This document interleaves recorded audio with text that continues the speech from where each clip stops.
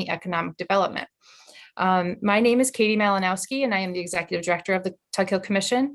For those of you who may not know, the Tug Hill region covers 2,100 square miles in portions of Jefferson, Lewis, Oneida, and Oswego counties. The Commission is a small, non-regulatory New York State agency that provides technical assistance in the program areas of land use, planning, local governance, community and economic development, and natural resources management. Dave? Sure. Good afternoon, everyone, and thanks for joining us. We're pleased to bring this session to you in partnership with the Tug Hill Commission, who really did most of the work in getting it organized. So thanks to Katie and her crew. Pilots can be confusing enough under normal circumstances, but especially so as they relate to renewable energy projects. So that's basically anything we can do for local officials and the general public to improve their understanding is beneficial. So since the administration of pilots is regulated by New York State law, what you hear here today is applicable regardless of which county you live in. So we're happy to bring this to you. Thanks. Thanks. And a few housekeeping items for this webinar. You are muted and your video is turned off to conserve bandwidth, especially today. Please enter your questions in the chat or the Q&A at the bottom of your screen, and we will try to answer them throughout the presentation. A few facts about Dylan. Dylan is a Syracuse University College of Law alumni. He resides in the Hudson Valley, where he is a partner at Lewis and Greer, PC. His primary focuses are municipal law, corporate law, and estate planning. Dylan has litigated cases as far south as Long Island and as north as Essex and St. Lawrence counties, so he's familiar with the North Country, and as far west as Ontario County.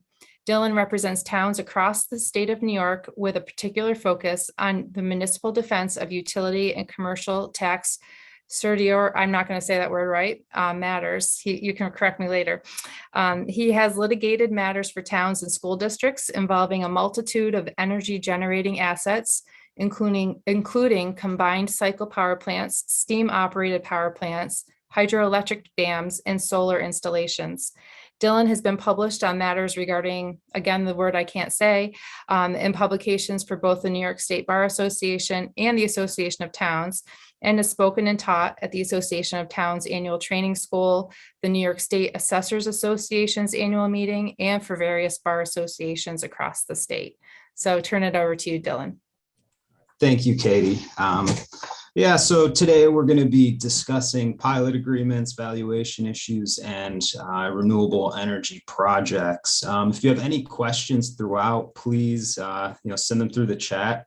And Katie, if you can just interrupt me and read them, because I'm really bad at keeping up with the chats as they come through. So that way we can discuss and go over the questions as they come up.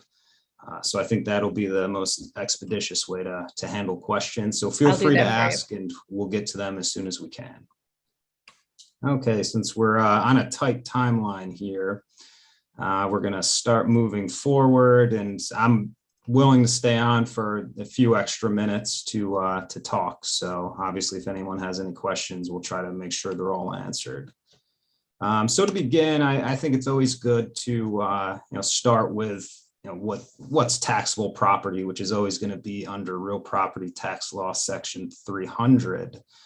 So real property is considered such once it's permanently affixed to land or a structure under section 102.12b of the real property tax law.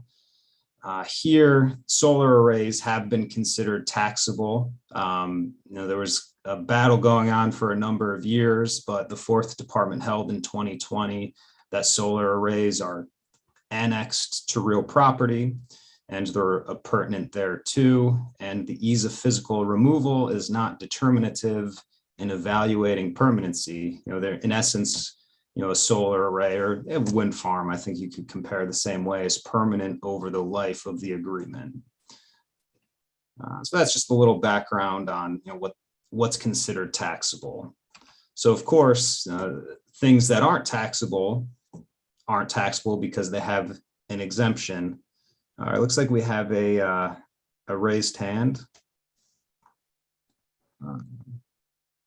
Second, and I'll let Lori speak. Okay. Where'd she go?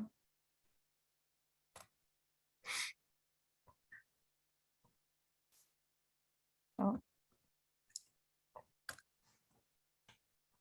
Lori, you can talk now if you'd like. You'll have to unmute.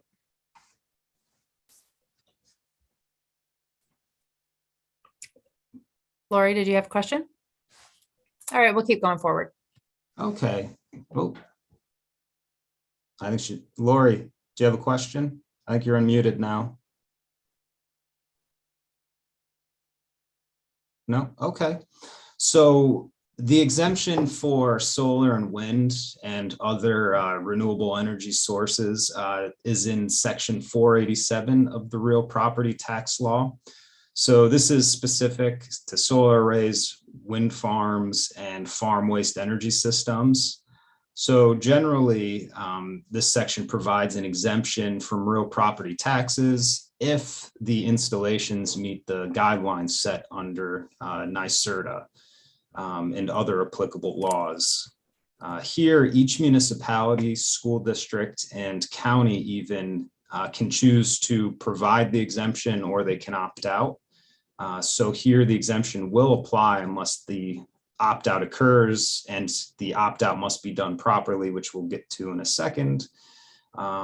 So any exemption or a lack thereof an exemption does need to apply to all forms of property. And so if we're looking at solar, for example, it would apply to the residential as well as the commercial, because you would have an equal protection constitutional issue if you were treating them different. So that's under real property tax law 487, section 8. So the governor's budget bill is kind of what spurred a lot of what's going on right now with solar and wind. And so that came out, I think, in February or March of last year, and then it was passed in, I think, May. And this extended 487, which was to run out in 2025 to 2030. So the exemption period was extended by 5 years. So the exemption is granted only upon an application of the developer or owner. And the application does need to be on a form as prescribed and made available from NYSERDA. That's section 487 of the RPTL, section 6. Here, the application does need to be filed with the assessor of each taxing jurisdiction, and it has to be done prior to the taxable status date of that year.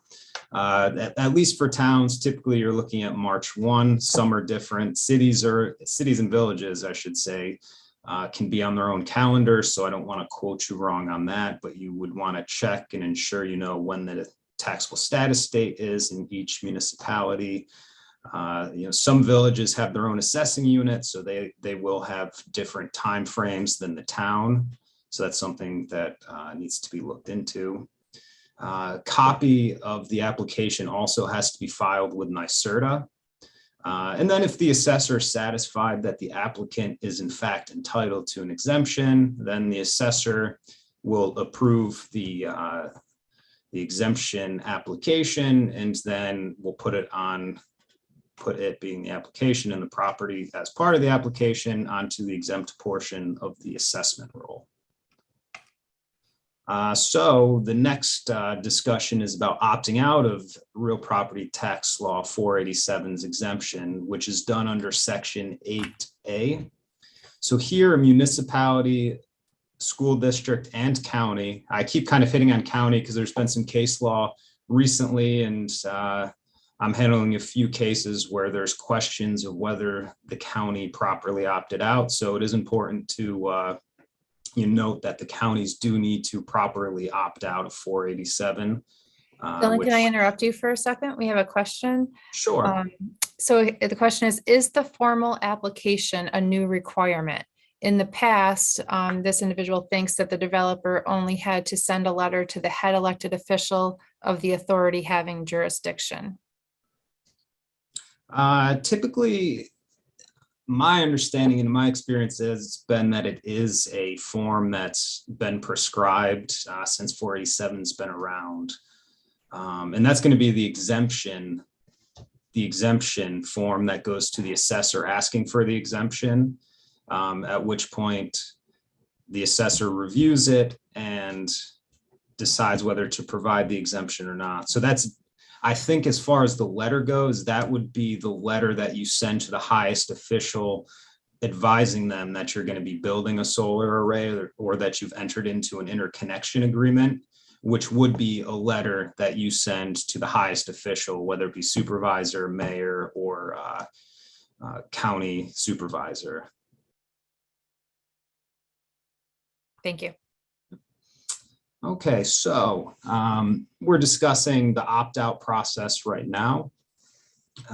So when opting out, a copy, first you need to have a local law, ordinance, or resolution that provides that the exemption is not available. When this happens, it's important to file that ordinance, resolution, or local law with the New York State Department of Taxation and Finance and NYSERDA. It needs to go to both of them. There's been case law recently that says where proper filing is not done with both NYSERDA and the Department of Taxation and Finance, the exemption will not be opted out of, and the solar will not be taxable. So this was the matter of Laertes Solar versus the town of Hartford. This is a third department case from 2020. In that case, they also held that since more than 60 days had passed since the developer advised the town that it was going to be building the project, that the town could not require that pilot payments be made. So it's important when you receive the application, if you've already opted out, you're good.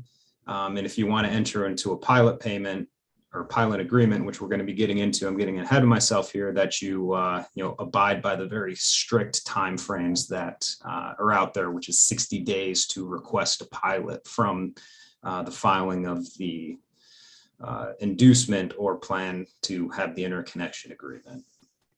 Dylan, a question from me. I know usually local laws also have to be filed with the New York State Department of State. Does that also apply to these laws? Yeah, so that would be the process of getting a local law. The standard. Yeah, so you would still do the standard local law practice of sending it to the state and getting it on the books, more or less, is what that's doing. So you would still do that, and then on top of that, you have to do the extra filing with the Department of Taxation and Finance and NYSERDA. Thank you. So this also is not retroactive, and the opting out only works for projects that have not yet been started. So I've mentioned it a couple times. Here, construction is defined in 487. It's section 8B, and construction technically begins here at the signing of a contract or when an interconnection agreement is entered into. The interconnection agreement would be the one made with the utility that you're going to be putting that electricity into the grid. Here, if a deposit is required under the contract or the interconnection agreement, the contract and interconnection agreement are considered fully executed when that deposit is made. So that's kind of an important wrinkle to keep in mind if you're having an issue as far as the timing of when construction began. Okay, so we've discussed the exemption generally. So now we're going to move into payments in lieu of tax agreements or pilot agreements. Here, each municipality has the option to require owners of solar, wind, and other sources covered under 487 to enter into a pilot agreement. It's a local decision. However, it's important to note that the pilot agreement may not exceed the amount of taxes that would be paid without an exemption. So this more or less, since 487's been around, has meant that you can't enter pilot agreements that are in excess of the fair market value as determined by the assessor. Now that we have the model, which we'll get into in a little bit, more or less you cannot exceed the value that you get from plugging in the installation's information into the model. So if you put all the information into the model, for example, and the number comes to a value of fair market value of $1 million, then the pilot amount and fair market value considered to determine the taxes could not be over $1 million. It can be the same as that, but it can't go over it. Can I interrupt real quick? I think we have a question that applies to your previous slide from Chris Carrick. Do you mean signing a contract with the utility, and which deposit, the 25% initial deposit or the final 75% payment? Okay, so the interconnection agreement would be the one with the actual utility, whereas the contract could be just to begin construction. So it really depends. Not in all situations you don't have an interconnection agreement, but you will have a contract. So that's specific to the situation. But whichever one is filed, that would be considered the beginning of construction. As far as the 25 or 75% regarding deposits, that's also something that's going to be specific to each project. But if you have a deposit, it would be, you're typically going to have, a set deposit, the first deposit. So that's, in practice, I've just considered the first deposit being the deposit that you're starting the clock on. Dylan, just to clarify what you just said about not exceeding, so basically, just make sure it's clear to everybody, if the valuation of the project came out to be, say, $8,000 per megawatt, that's the number you could not exceed in a pilot payment, correct? Yes. So if you plug it into the model, whatever it comes out as the value in the model, you cannot exceed that in your pilot payment. So yeah, if you want to look at it as value per megawatt, yeah, that would be correct.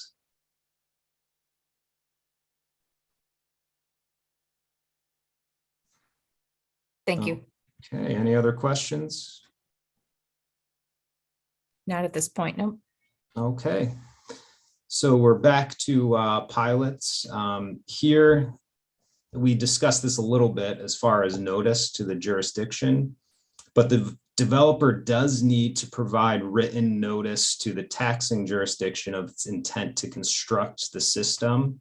And this was updated in 487, and I think it actually helps protect local municipalities a little bit more than they were prior to this edition. So a hard copy must be sent to the highest ranking official of the jurisdiction. So for town supervisor, village mayor, and for counties, we'd be looking at the county executive. In this hard copy letter, there does need to be a reference to Section 9 of Real Property Tax Law 487. And it needs to state that unless the taxing jurisdiction responds within 60 days in writing with its intent to require a contract for pilot payments, such project shall not be obligated to make such payments. So this is where we're seeing the 60-day time frame in which to require a pilot payment occur.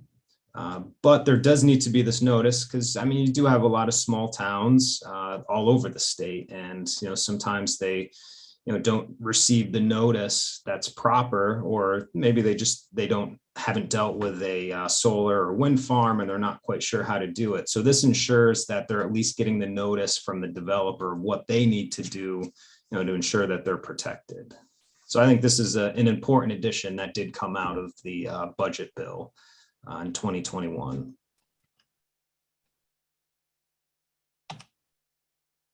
Okay, so in continuing with pilots, and when I switch slides, I'm going to give like 10 or 15 seconds in case there's any questions, rather than just jumping into it, so we can get all the questions answered. So back to pilots, once there is written notification to the taxing jurisdiction, again, there's going to be 60 days for the taxing jurisdiction to notify the owner that they are going to require pilot payments. This needs to be done in writing.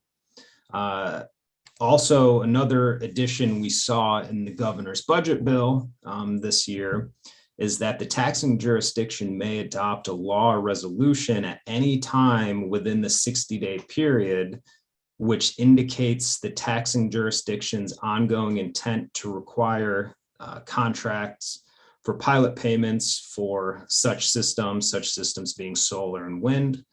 And the law or resolution will be considered notification to developers that pilots will be required in that taxing jurisdiction, and therefore no further action will be required by the taxing jurisdiction so long as the law or resolution is in the books, and it would have to be in effect through that 60-day period to apply to a specific developer.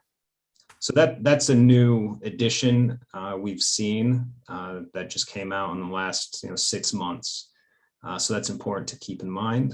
Can I ask a question on that? This may be a stupid question, but so we have towns that have multiple projects being proposed and they come along, there'll be one and then there may be a second or a third. If they were to adopt a law, like at the beginning of, the first solar project that got proposed, doing what you say, indicating that they're going to require contracts for pilot payments, can it apply to any solar project moving forward? Do they have to do it every time they get a solar project? Once you have that local law or resolution that requires pilot payments, it's going to be on the book, so it will apply to new developers, the same developer, or any developer that comes along, unless it's removed. If let's say a developer comes in 10 years from now, they're on day 40, and then the local law, for whatever reason, is removed from the books, it's no longer active. At that point, you would have 20 days in which to send the writing and requirement for the pilot payments. But otherwise, as long as that's on the books, the law or resolution, then that's considered notice to anyone that's coming into the jurisdiction. Okay, thank you. Okay, and as far as pilot agreements go, under 487, they cannot be longer than 15 years. And that's from the date the benefits of such exemption first become available and effective. So 15 years is the max time that a pilot can be entered into under 487. So we're going to be moving on to the model next. Is there any questions on pilot agreements and kind of the nuts and bolts of entering into them? So yeah, there is a question in the Q&A, and I'll read it to you from Kim Rogers. If a city adopts a local law to create a pilot in lieu of opting out, what happens if the developer does not apply to the municipality for the pilot, but rather goes to the county IDA for a pilot? Does the county use the municipality structure or their own? How is the municipal law impacted by a county IDA's ability to enter into a pilot? That's a tricky question because every county is different. Some counties just cut out the towns or cities or localities, and they can enter into pilots that are binding on them, and that's going to be based on the specific county's laws. Whereas other counties, the counties don't have that binding impact, and you will have to negotiate with whether it's the town, village, city, and the school districts of each municipality. So it really, I hate to say it depends, but it does depend on what county you're in and how their system of negotiating pilot agreements is done. I do a lot of pilots in Rockland County, and when those come in, you get the inducement through the IDA for the new project, and they'll go to the planning board to do planning, zoning board of appeals, and all of that. But they go to the IDA to get inducement to get their filing tax rebates and all of that through the county. And then the IDA calls each of, if you have a town, village, and school district, for example, you'll get an email and they'll request that you have a conference, and you basically sit down, the project's explained to you, And then they leave it up to the municipalities to determine, what the pilot payments are going to be. And, negotiating these things, it really comes down to what's the bottom line for profit for the developer. If you take a hard stance as a municipality, you can get up to the value that would come out of the model. But sometimes if you do that with a developer, they're not going to see enough skin on the bones and they'll just pull out and they won't actually develop the project. So I guess that's kind of a long-winded way of saying that's how some do it. Others can do it different. So it's tough to answer. I did see a hand raise.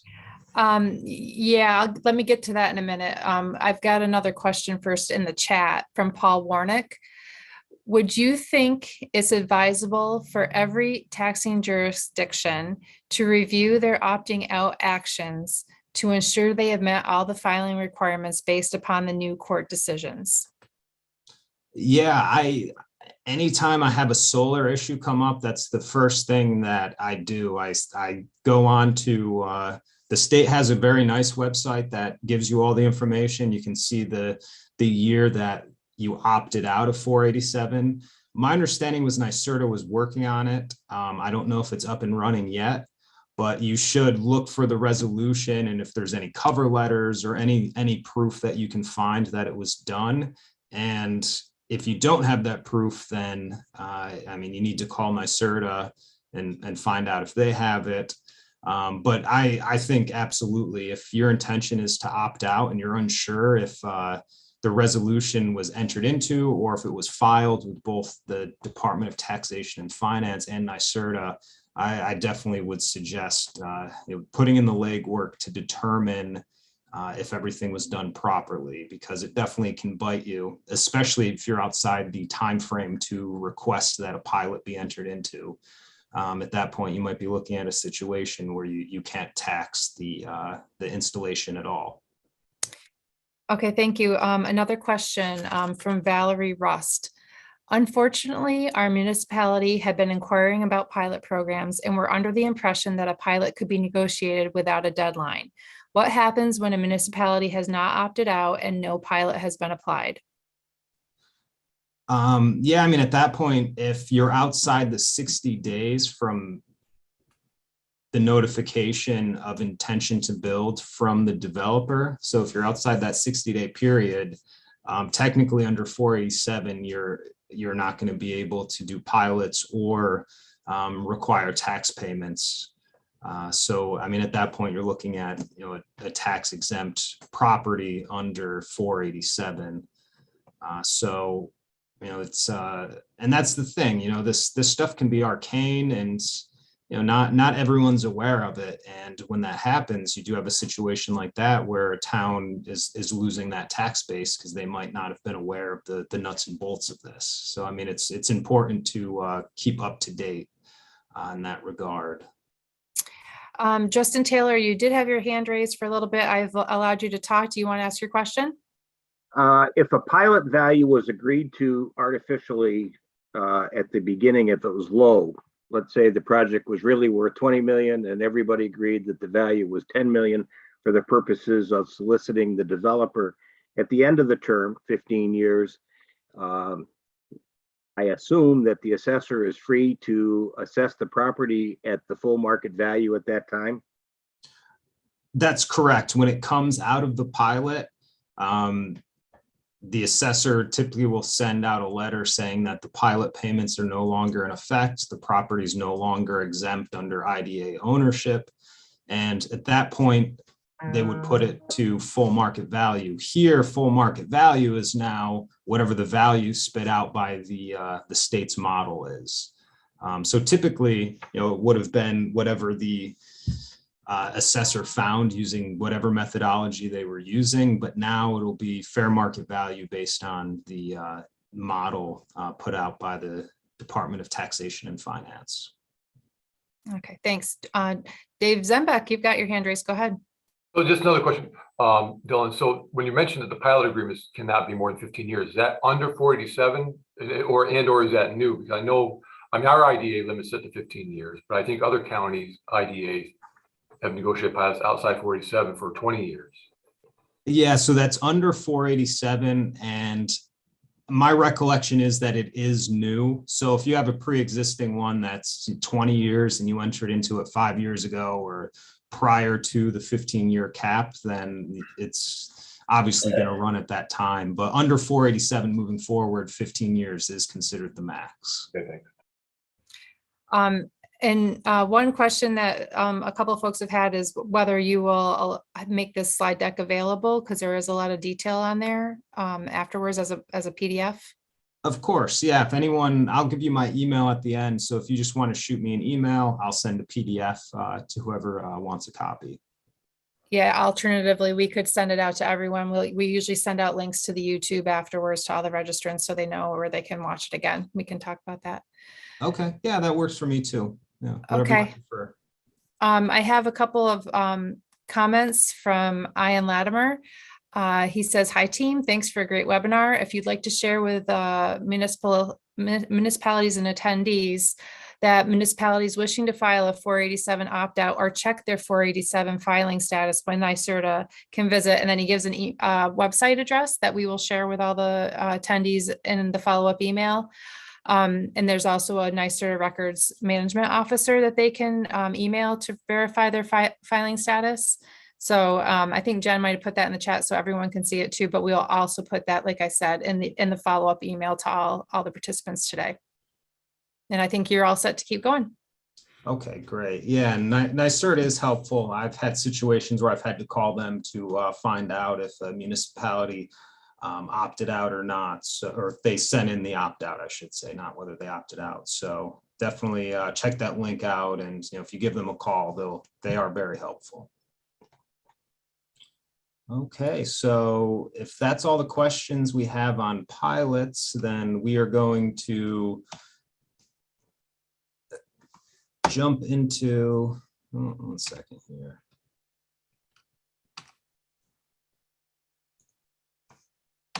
Okay, sorry. I'm a millennial, but I'm bad with technology. So we're back operational here. So we're going to be jumping into real property tax law 575-B. And this is really what creates the model. And this again came out of the governor's budget bill and was passed into law in, I believe, late April or May of this year. So 575-B is going to be operational as of the 2022 assessment year. This strictly pertains to solar and wind energy systems that have a nameplate capacity of 1 megawatt or greater. So that'd be 1,000 kilowatts. If you're measuring based on kilowatts, 1,000 kilowatts equals 1 megawatt. So this new statute mandates that the assessed value of solar and wind systems be determined by the discounted cash flow approach. So, typically when you're valuing property, you have three methodologies in which to do so. You have the comparative sales approach, you have the income approach. Income approach can have direct capitalization or discounted cash flow. And then the third option would be the cost approach, which is known as reproduction cost new less depreciation. So here, typically, if you're looking at power generating assets, which are known as specialty properties, because there's just not a readily available book of sales. I mean, if you look at hydroelectric dams, they're typically sold in fleets. You'll have like 15, 20 of them sold at once. You very rarely see a single one sold. Same with power plants. It's normally a fleet that's owned and it's put into a different management and ownership situation.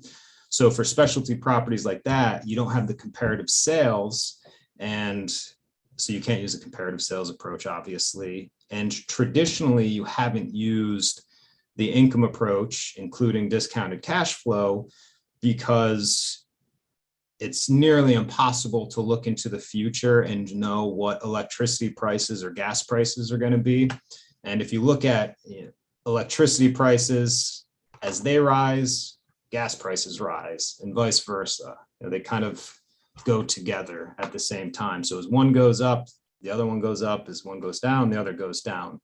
but none of us have the ability to look into the future and know what these prices are going to be. I wish we did, because we would all be very rich. However, it's not possible. So at this point, no court in the state of New York has allowed for the discounted cash flow approach or the income approach in any regard to be used to value utility properties. If you look at the state, the way they value special franchise properties, so it could be a fiber optic cable that runs underground. You know, it's this big, it's got a bunch of fibers in it. That's actually valued by the reproduction cost new less depreciation, which is basically where you take the cost to build it and you depreciate for functional obsolescence, for excess construction costs, physical depreciation, functional obsolescence for excess operation costs, and external obsolescence, which is going to be for external factors such as, you know, cost of electricity and things of that nature. So that's traditionally the approach you've seen used to value power generating assets, specialty properties, fiber optics, any form of power plants, anything like that. So fast forward to the budget bill, it now mandates that for power generating assets being solar and wind, that you have to use a discounted cash flow approach. So that's the approach that's being mandated. And this discounted cash flow approach, it needs to be based on a model that's identified and published by the Department of Taxation and Finance. And it was in consultation with NYSERDA. And here there needs to be a discount rate, which is the rate you multiply by the income and expense factors that are in the actual model.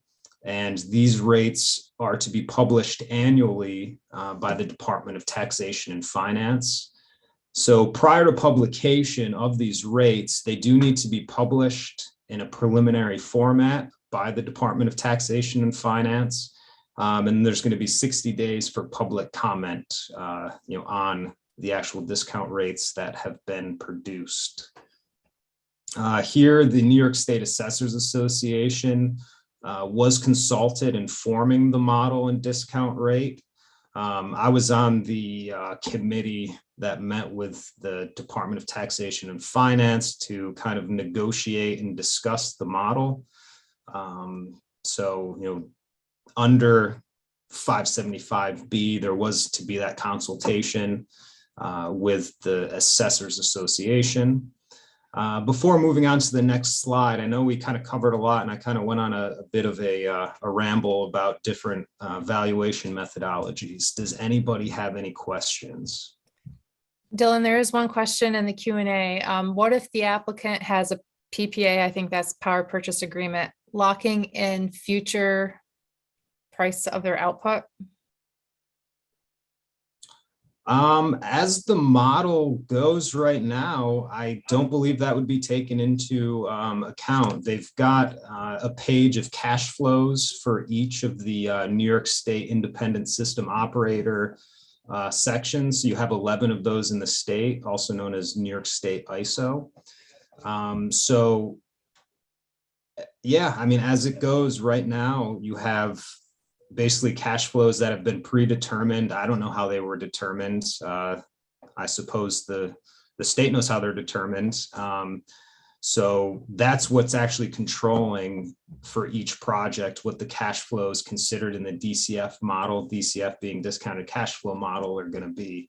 I don't see any way that the model accounts for power purchase agreements, which I think is a flaw, because a power purchase agreement typically is going to give you a higher price than you would get from the market. So, the fact that you have developers that are receiving those higher prices for their product, yet they're being assessed at a lower value, not based on that, seems a little backwards to me. But I guess that's the long short of it is I don't believe so. I don't believe that will be accounted for in the model. I've sat in a couple explanations from the Department of Taxation and Finance, and I haven't heard a clear answer on how that how that would be accounted for, or the difference, because the PPA and power purchase agreements typically are at a higher value than what you're going to see in the market. A follow-up question from Robert. What about sales outside the zone of production? We're talking about sales of either wind or solar arrays, I'm assuming. I'm not sure. Robert, do you want me to let you speak? I think they mean the sale of the power.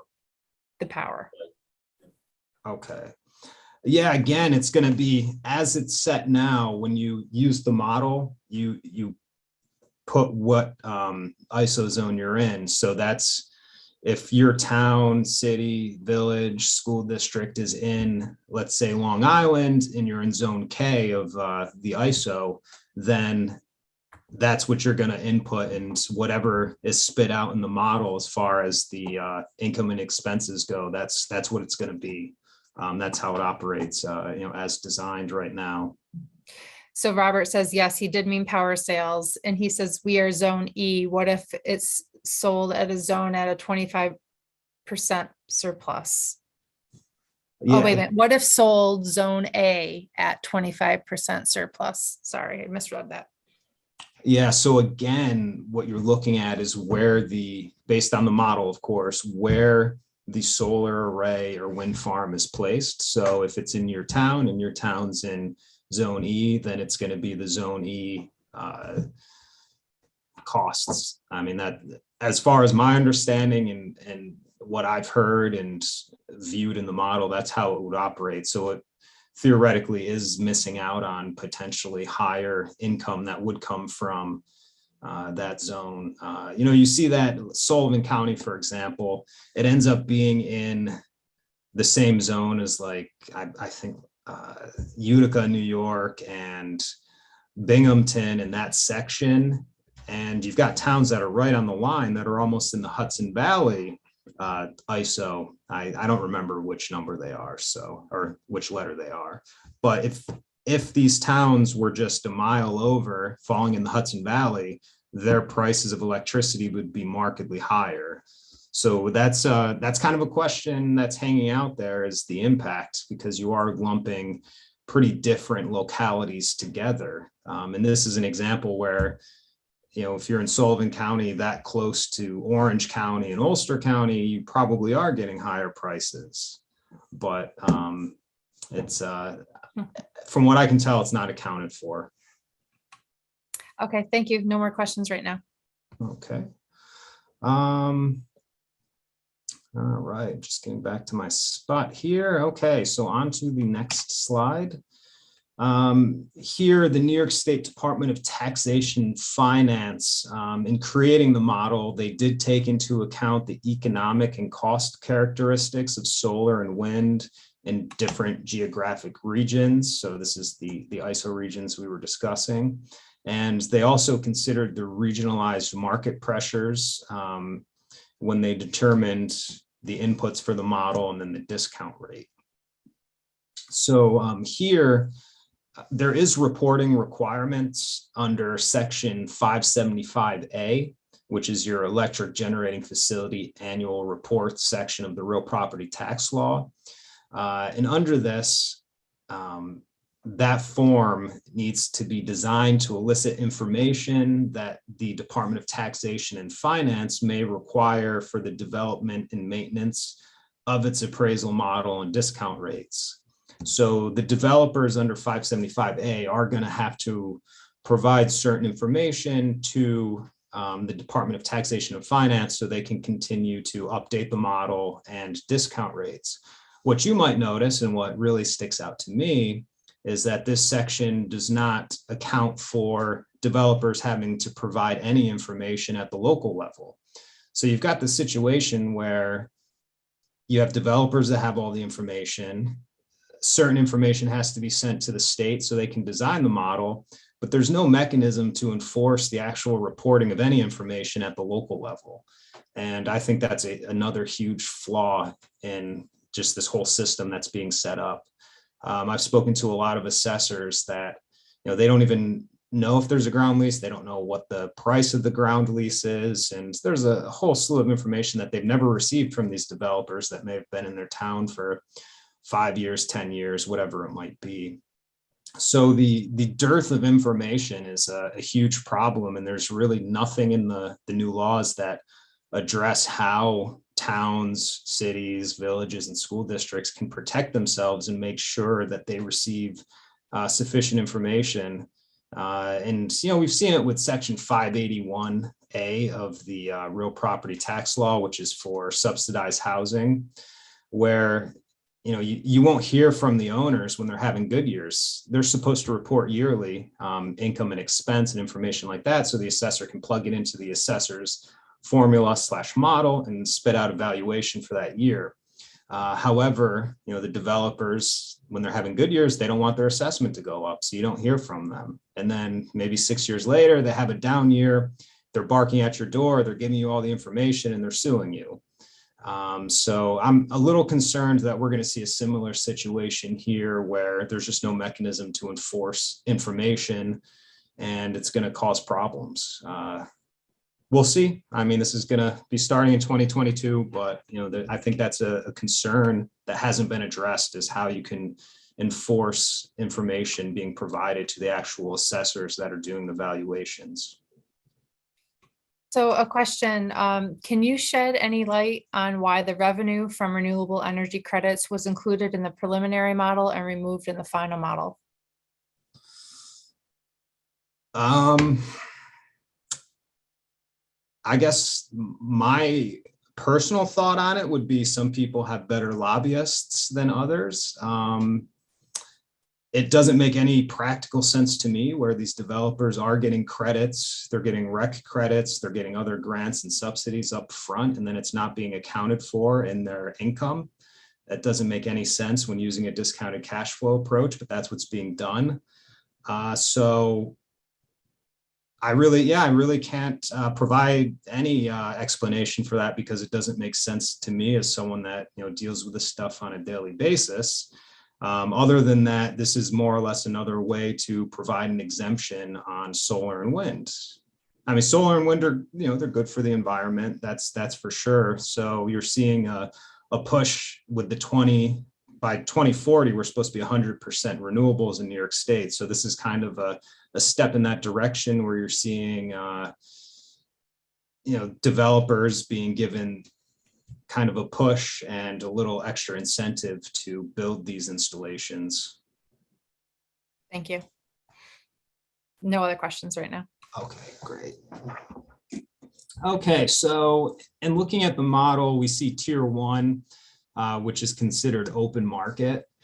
And this is going to be any capacity over 5 megawatts. And it doesn't, at least in the model, when you're going through it, it doesn't include subsidies, credits, or grants. However, when you're looking at the VDER, which is the value of distributed energy resources, which accounts for installations that are 1 to 5 megawatts, it does include a community or market transition credit or a community adder, which are they're credits and subsidies that are provided. So you're never going to have all of these. You're either going to have one or the other. And those are accounted for in the VDER. So, I mean, that does help keep the values up a little bit. But it does not account for all, credits and grants that you see. The model here, as we discussed, is specific to the ISO zone, which is, again, the New York State independent system operator. It does daily and day ahead pricing, and it controls the New York State electricity grid and how much energy is being purchased, and you bid into the system in order to sell your electricity as you produce it, just to give a real kind of simplified explanation of what the ISO is. So another question, does the model allow $1 per megawatt exemption as well as a percentage of full valuation exemption as a method for IDAs to consider the best approach? Here, what the model spits out is going to be a value based on the cash flow being applied to the discount rate. So it's not coming out as a cost per megawatt or anything like that. It's coming out as an actual value at the end of it. I mean, you can do, if it comes out, if the number that's spit out is $1 million and you've got 5 megawatts, then you can do the simple division to determine what the cost would be. But as far as negotiating a pilot, you can plug in the information you have to determine what the highest number is, or what the highest possible value is, being the fair market value based on the model. And then it's kind of up to you to negotiate from there. And it really depends on, what your municipalities and IDA, if they're involved, what level of exemption or level of tax break you're willing to provide. And of course, the level of tax break that the developer is willing to accept. Could have a situation where they don't like the number, it's too close to what the model's valuing it at, and they could just say, well, we're gonna go build in the next county or the next town that's gonna give us a better tax break. Great, thanks. Okay, any other questions? Okay, so the land, I think, is kind of a semi-confusing part of the model. If you go into the input tab instructions on DTF's website, they discussed land leases. And here, if you enter the annual gross land lease payment, that should account for the land lease in the model. Whatever the developer tells you they pay for the land lease, you plug it into that line, which I believe is line number, let's see, 1, 2, 3, 4, 5. Looks like line number 9 is where you would plug in. That's the annual ground lease payment. If you have it, you would put it in there. However, if the land is not leased, the assessor will then value the underlying land separately. So here, whatever methodology, typically it's going to be comparative sales. You're going to value the land independently from the model. So at least the way it's written in the input tab instructions, you're not loading this back into the model's full value. Then if you look further into DTF's instructions on how to calculate market value, they say if there's a lease amount in the annual ground lease payment fields, the output represents the value of improvements only. So if you want to achieve market value of the parcel, the assessor is then going to have to use standard appraisal methodology to value the land and add the result to the cash flow model. And if the land is not leased, the model then represents the output you're getting from the model, at least, is the total market value for the improvements and underlying land. I've gone through this probably 50 times trying to make sense of what this means. I think it still leaves a lot of confusion on how you add land back in and how you value land here if it's not under a land lease that's being plugged into the model. Because in reading both of these sections that are in the instructions from DTF, I mean, they seem to be saying two separate things. So I think this might be a spot where there's some questions and issues moving forward. If I could interrupt here, Jennifer Manier from NYSERDA did add a comment regarding the Rex question from earlier. A simplified version of the answer is that RECs were removed because they are intangible assets that are not tied to the real property because they can be bought and sold separately. So hopefully that sheds a little light on that question. Yeah, that's a good explanation. I've litigated and tried cases where we've included PPAs as a value adder, which I think can be considered very similarly to RECs, and it's been held that you can include those. So yeah, it's a good question, and I think great minds can disagree on whether they should be included or not. Okay, so in looking at the model, I obviously was part of reviewing the model. The final model, myself and the group from the Assessors Association saw when all of you saw it on the 14th of October. So, there's a lot of questions, and I think probably all of us have sat in on classes with, Tim and the guys from DTF that have really gone into it and tried to explain it. But, what I see here is a situation where, there's a lot more questions because it's kind of a black box where this model is created and we don't know where the inputs come from other than they come from the state and NYSERDA. So, there's a lot of questions in talking to assessors and different appraisers as to where these actual inputs come from. So, I don't have an answer on, things such as the utility loss adjustment factor, the fraction of off-taker credits to the owner, the weighted average cost of capital, which is the WACC or the equity. My understanding is those come from, someone from NYSERDA can probably say it better than I can. They come from the National Renewable Energy.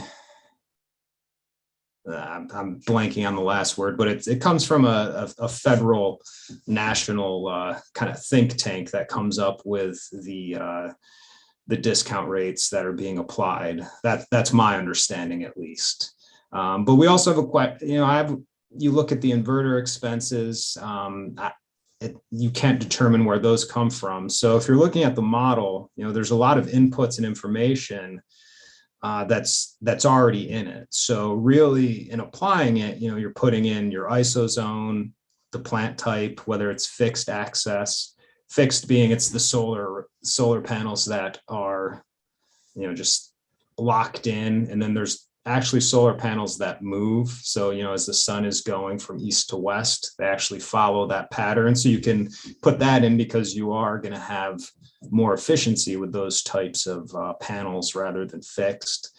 Or you can put in wind, then you input the size of the system, a date, taxable status date, and then the age. You're going to put in the WACC, the weighted average cost of capital is there. The tax load is going to be the tax load that the assessor determines for their municipality. And that's how you get your loaded discount rate, by putting the tax load with the discount rate. And at that point, you're going to put in your ground lease payment, and if there's a ground lease escalator, and that spits out the number if you go over to the next tab. So, you're getting numbers based on the income and expenses that are provided in the model. So I wish I could tell you where they come from, but that's something that is going to come from the state, from the Department of Taxation and Finance each year. And then, you're going to put in the specifics to your project and, mash them together to come up with the values moving forward. Okay, we've got about -1 minute now. So if there's any questions, I'll be on the call. I mean, as long as Katie wants to keep this open, I can hang around, for 10, 15 minutes, whatever, or 5 or 0, if no one wants to hear me talk anymore. Yeah, so we don't have a shy group here. So if you've got some additional questions, please say them now. We've got Dylan. He's obviously an expert. He spent a lot of time looking at this and sitting around tables talking about this kind of complicated topic, especially for small towns and villages that are, kind of trying to figure this out as they move through proposals. Any more questions? Yeah, and I try not to be negative on this. My concern, especially for smaller towns and municipalities upstate, is that, these are the towns that are having solar and wind built in them. And if you've already have them on the books and now you're going to have to cut your assessment in half by 50%, that's a problem that's going to be spread amongst all of your other taxpayers. And if you're a town of 2,000 people, $1 million or $2 million of actual assessment being moved off the books is going to get spread amongst everybody else. So it's a concern. And, I think renewables are great, and we've got a heating up planet, and we need to find a happy medium of how to ensure local municipalities aren't hurt, and that we can move into the 21st century the right way, technologically. Yeah, and Jill, just so you sort of touched on it a bit, but just to be clear for some of the locals that are on the webinar here too, to be clear that when an IDA is providing a tax abatement on the pilot, the payment to tax treatment, that is a tax abatement on the solar project, whereas the underlying land value may actually go up because now it's getting revenue that it may have been previously been farmland and lower value. So that will increase somewhat what's coming into the special districts and other taxes. So. Yeah, and that's a good way to look at it. For new projects that are coming in, you're not going to have that situation where you're losing tax base. But for existing ones, I think it could be problematic if you have, let's say, a 5 or 10 megawatt solar array that's on the books for 15 million, and now it's on the books for 7. I mean, that could be your biggest taxpayer in some towns. So, that's kind of my biggest concern. I mean, obviously, for new projects, the values are going to be, from appraisers I've spoken to using the model compared to what the first model released by the state was, they're seeing about a 40 to 50% decrease in value. So, I mean, it's a difference. Definitely. All right. Well, I see people starting to drop off. So I think we just want to say a big thank you, Dylan, for making yourself available. We know you're very busy. This was definitely a topic that had been raised to us by many people. And so hopefully this adds some light to it and some knowledge. And thanks again. Yeah, thank you for having me. And if anybody has questions, you've got my number, my email. Obviously, feel free to reach out to me. And thank you for your time. Thank you. Bye, everyone. Thanks, Dylan. Yep, thank you.